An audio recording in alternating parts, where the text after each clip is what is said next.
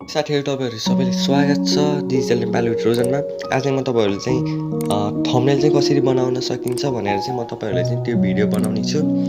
Thumbnail चाहिँ कसरी बनाउने त है त। थम्बनेल बनाउनको लागि चाहिँ तपाईहरुले चाहिँ पहिला चाहिँ तपाईहरुलाई चाहिँ एउटा एप्लिकेसन डाउनलोड गर्नुपर्ने हुन्छ। त्यो चाहिँ प्ले स्टोरबाट चाहिँ डाउनलोड गर्न सक्नुहुन्छ। त्यहाँ चाहिँ तपाईहरुले चाहिँ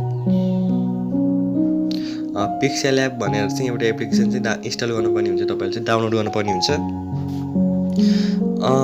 यो एप्लिकेसन चाहिँ हल्का डाउनलोड हुन चाहिँ हल्का लोडिङ आएको छ। मैले यो एप्लिकेसन चाहिँ पहिल्यै डाउनलोड गरेको थिएँ। तपाईहरुले हेर्ने चाहिँ सबै मेरो भिडियोमा चाहिँ सबै थम्बनेल चाहिँ म यही एप्लिकेसनबाट बनाउँछु। यो एप्लिकेसन धेरै एमबीको पनि हुँदैन, 26 एमबीको मात्रै हुन्छ बल्ल। योबाट चाहिँ तपाईहरुले चाहिँ थम्बनेल चाहिँ एकदमै कुल टाइपको बनाउन सक्नुहुन्छ। यो एप्लिकेसन चाहिँ मेरो अनुसार चाहिँ एकदमै राम्रो। यो एप्लिकेसन इन्स्टल हुनेजेलसम्म चाहिँ प्लिज भिडियोलाई लाइक गरिदिनु होला, च्यानललाई चाहिँ सब्स्क्राइब पनि गरिदिनु होला र तपाईहरुको मित्रजनहरूलाई चाहिँ यो भिडियो शेयर पनि गरिदिनु होला। यति गरिसके पछाडि चाहिँ अब तपाईहरुको चाहिँ यहाँ पिक्चर एडिटर चाहिँ यहाँ इन्स्टल हुँदै छ। इन्स्टल हुनलाई हल्का टाइम लागेको छ।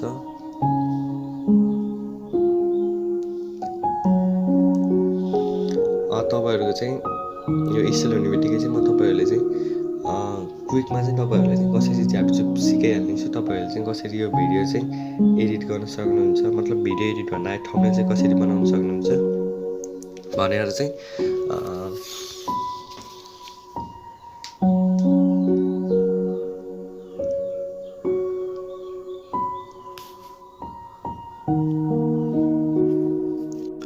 मेरो चाहिँ देख्न सक्नुहुन्छ पिक्सेल एप चाहिँ डाउनलोड इन्स्टल भइसकेको छ, ओपन भइसकेको छ। ओपन गर्नेछु। ओपन गरिसके पछाडि चाहिँ तपाईको चाहिँ काहीँ लोडिङ लिनेछ। लोडिङ लिइसकेपछि चाहिँ तपाईले चाहिँ यहाँ चाहिँ अलोमा क्लिक गर्नु होला। अलोमा क्लिक गरिसकेपछि तपाईले चाहिँ अटो सेभमा चाहिँ ओके गर्नु होला। ओके गरिसके पछाडि चाहिँ मैले एप्लिकेसन पहिले युज गरेँ, त्यही भएर चाहिँ मलाई यस्तो सजेसन आयो। डिलिट ओके गर्नु होला। डिलिट गरिसके पछाडि चाहिँ तपाईहरुको चाहिँ यहाँ देख्न सक्नुहुन्छ तीनटा वाला आइकन, त्यहाँ चाहिँ क्लिक गर्नु होला। क्लिक गरिसके पछाडि चाहिँ तपाईको चाहिँ त्यहाँ इमेज साइज भनेर देखाउने छ। इमेज साइजमा क्लिक गर्नु होला। इमेज साइजमा क्लिक गरिसकेपछि चाहिँ यो प्रिसेट भनेर चाहिँ देखाउने छ, त्यहाँ चाहिँ क्लिक गर्नु होला। तपाईले चाहिँ स्क्वायर वाला बनाउने हो कि प्रोफाइल पिक्चरको वाला बनाउने हो कि युट्युब च्यानलको ब्यानर पनि यहाँ बनाउन सक्नुहुन्छ। अनि मैले चाहिँ युट्युब थम्बनेलको लागि बनाउने हो, त्यही भएर चाहिँ म चाहिँ युट्युब थम्बनेल भनेर चाहिँ यहाँ क्लिक गर्छु। युट्युब थम्बनेल के भनेर क्लिक गर्ने बित्तिकै चाहिँ तपाईले ओकेमा क्लिक गर्नु होला। ओकेमा क्लिक गरेपछि चाहिँ तपाईहरु चाहिँ यस्तो हुन्छ। हामी चाहिँ यसलाई चाहिँ ट्रान्सफेट गर्नेछौँ। ट्रान्सफेट गरिसके पछाडि चाहिँ तपाईको चाहिँ यहाँ कलरमा जानुपर्ने हुन्छ। कलरमा गइसके पछाडि चाहिँ कलर भनेर मात्रै सिलेक्ट गर्नुभयो भने चाहिँ तपाईको चाहिँ नर्मल कलर हुन्छ। तर कलर भन्दा मुनिको चाहिँ त्यहाँ सिलेक्ट गर्नुभयो भने चाहिँ तपाईहरुको चाहिँ रङ्गी बिरङ्गी कलर हुन्छ। तपाईहरुले चाहिँ यो रङ्गी बिरङ्गी कलरमा चाहिँ एड प्लसको आइकन देख्न सक्नुहुन्छ। यहाँ प्लसको आइकनबाट चाहिँ जस्तो पनि राख्न सक्नुहुन्छ। यहाँ तल ब्लु देख्न सक्नुहुन्छ। यहाँ क्लिक गर्ने बित्तिकै चाहिँ तपाईले चाहिँ अरु नै टाइपको कलर पनि राख्न सक्नुहुन्छ। हेर्न सक्नुहुन्छ। म अहिले पहेँलो राखेँ भने चाहिँ रातो पहेँलो भयो हैन। अब म यताको रातोलाई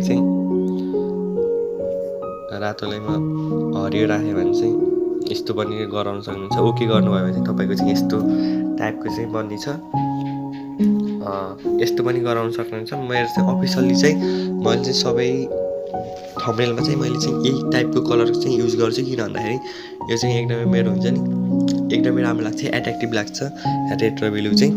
यसलाई चाहिँ टिकमा क्लिक गरिसके पछाडि चाहिँ तपाईहरु चाहिँ कहाँ जानुपर्ने हुन्छ भन्दाखेरि चाहिँ तपाईहरु चाहिँ ए को अप्सनमा जानु होला। ए को अप्सनमा गइसकेपछि चाहिँ यहाँ टेक्स्ट देख्न सक्नुहुन्छ। टेक्स्टमा चाहिँ तपाईहरु चाहिँ एडिटमा गएर चाहिँ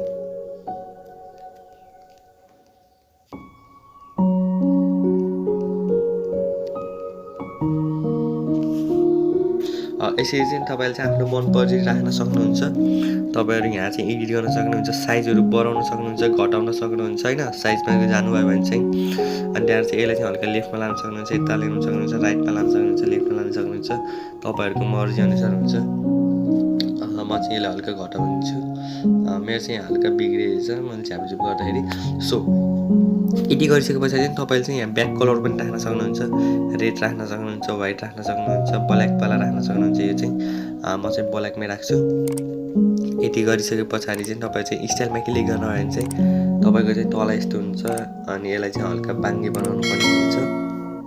अनि यति गरिसके पछाडि चाहिँ ब्याकग्राउन्डमा चाहिँ तपाईँहरूले चाहिँ यस्तो गरेर चाहिँ कलरहरू राख्न सक्नुहुन्छ। तर म चाहिँ यसलाई चाहिँ राख्दिनँ, किन भन्दाखेरि हल्का नराम्रो देखिन्छ।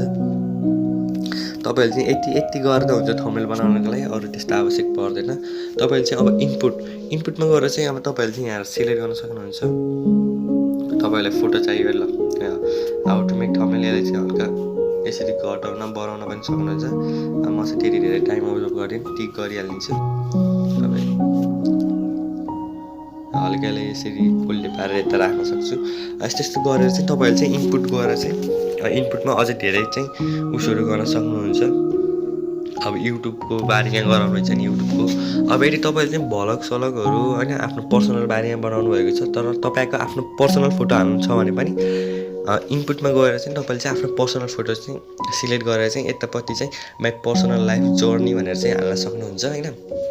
त्यसको लागि चाहिँ तपाईँहरू चाहिँ कहिलेकाहीँ चाहिँ यहाँ यति मात्रै आउँछ, किन भन्दाखेरि फेसबुकमा मात्र गरेको छु। इमेजमा जानु गइसके पछाडि चाहिँ तपाईँहरू चाहिँ कहिलेकाहीँ चाहिँ फेसबुकमा मात्र यति मात्रै देखाउन सक्छ। त्यही भएर चाहिँ तपाईँहरूले चाहिँ यहाँ इमेज देख्न सक्नुहुन्छ। यो 3टा बार आइकनमा क्लिक गरिसकेपछि इमेजमा क्लिक गर्नु होला। इमेजमा क्लिक गरिसके पछाडि चाहिँ तपाईँहरूको चाहिँ त्यो फोटो चाहिँ कुन टाइपको, अब तपाईँले स्क्रिनसट लिनुभएको हो कि अब क्यामेरामा त हुनसक्छ होला आफ्नै पर्सनल फोटो भने होइन। यदि अब पिक्सेल एपबाट बनाएको चाहिँ थम्बनेलहरू हुन्छ होइन। यति गरिसके पछाडि चाहिँ तपाईँले चाहिँ यसरी लिन सक्नुहुन्छ। एरो सेरो पनि दिन सक्नुहुन्छ बिफोर आफ्टर भनेर यसरी होइन। टिक गरिसके पछाडि हल्का यस्तो रङ्गाएर बिफोर आफ्टर त्यस्तो होइन, डे नाउ यस्तो भनेर चाहिँ दिन सक्नुहुन्छ हल्का भिडियोको टपिक अनुसार। भिडियो कस्तो लाग्यो त, अनि अब भिडियो कस्तो लाग्यो भन्दा पनि पहिला चाहिँ मैले यति सबै बताइसके पछाडि चाहिँ अब सेभ चाहिँ कहाँ गर्ने त। सेभ गर्नको लागि चाहिँ तपाईँहरूले चाहिँ यसलाई रिमुभ पनि गर्न सक्नुहुन्छ डिलिटमा गएर चाहिँ ओके होइन। तपाईँहरू चाहिँ यहाँ सेभको चाहिँ यहाँ प्लस भन्दा यता अनि सेयर भन्दा यता बिचमा छ नि, त्यो अप्सनमा क्लिक गर्नुभयो भने चाहिँ सेभ एज प्रोजेक्ट र सेभ एज इमेज भनेर आएको हुन्छ। सेभ एज इमेजमा चाहिँ क्लिक गर्नु होला। सेभ एज इमेजमा क्लिक गरिसके पछाडि चाहिँ सेभ टु ग्यालेरीमा क्लिक गर्नु होला। सेभ टु ग्यालेरीमा क्लिक गरिसके पछाडि चाहिँ तपाईँको चाहिँ लगभग 7 देखि 8 सेकेन्डको चाहिँ उसहरू आउँछ। के आउँछ भन्दाखेरि चाहिँ तपाईँको चाहिँ 7 देखि 8 सेकेन्डको चाहिँ त्यो एडहरू आउन सक्छ। एडहरू आउन सक्छ होइन, आउँछ अफकोर्स आउँछ होइन, मेरोमा पनि आउँछ। त्यस्तो गरिसके पछाडि चाहिँ एडहरू आउँछ। कहिलेकाहीँ चाहिँ एडहरू नआउन पनि सक्छ, तर धेरै जस्तो चाहिँ एडहरू आउँछ। यति गरिसकेपछि चाहिँ तपाईँहरूको चाहिँ हुनेछ। तपाईँहरूको यहाँ 1 देखाइसके पछाडि चाहिँ यहाँ इन्टुमा क्लिक गर्नु होला। तपाईँको चाहिँ भिडियो मतलब थम्बनेल भइसकेको हुनेछ। Thanks for watching my video.